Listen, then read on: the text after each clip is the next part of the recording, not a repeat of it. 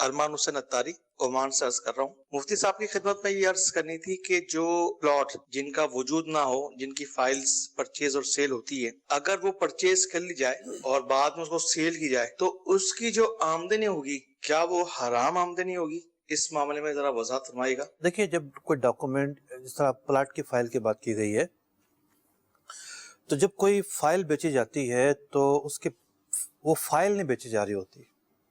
File خریدنا اور بیچنا وہ مقصود نہیں ہوتا، اس کے پیچھے جو پلاٹ ہے اس کا لین دین مقصود ہوتا ہے. فائل تو کاغذ ہے، اس کاغذ کی کیا ویلیو ہوگی؟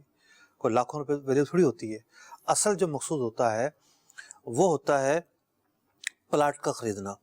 اب آپ جب خود کہہ رہے ہیں کہ پلاٹ تو ہے ہی نہیں، بالفرض وہ واقعتاً ایسا ہی ہے کہ وہ ہے ہی نہیں، تو پھر آپ نے کیا بیچا؟ خریدنے والے نے کیا خریدا؟ ایسی آمدنی کیسے حلال ہو سکتی ہے؟ پھر بعض اوقات یہ ہوتا ہے کہ پلاٹ تو ہوتے ہیں لیکن کچھ ایسی دشواریاں ہوتی ہیں. مثال کے طور پر دشواری یہ ہوتی ہے کہ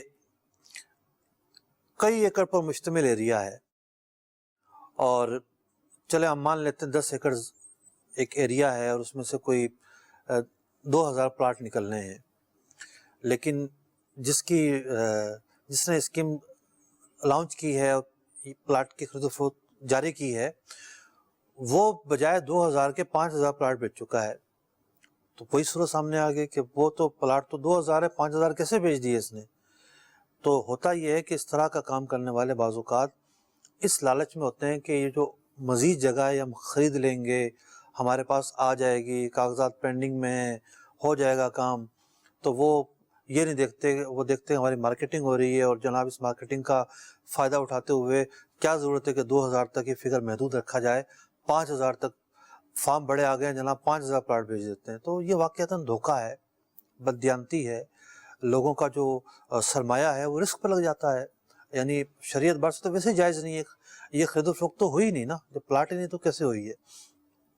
لیکن دنیاوی اعتبار سے دیکھا جائے تو ویسے بھی غیر قانونی ایسا معاملہ کرنا، اور لوگوں کا سرمایہ بھی رسک پر لگ جاتا ہے. اور بہت ساری ہاؤسنگ سوسائٹیوں کے جو فراڈ سامنے آتے ہیں، ان فراڈز کے اندر ایک غالب اور ایک بڑا عنصر اس اعتبار سے موجود ہوتا ہے کہ جناب وہاں فراڈ یہ تھا کہ پلاٹ کم تھے، بیچے زیادہ.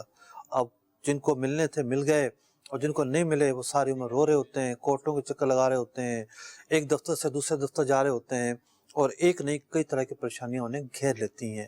پھر ایک پرابلم یہ آتی ہے کہ چلو ٹھیک ہے، پلاٹ تو ہے کہ 10 ایکڑ اور 2000 ہی ہیں، زیادہ نہیں ہیں، جتنے نکلتے ہیں اتنے ہی ہیں، لیکن اس پورے 10 ایکڑ میں اس کا پلاٹ کہاں ہے یہ نہیں پتہ ہوتا.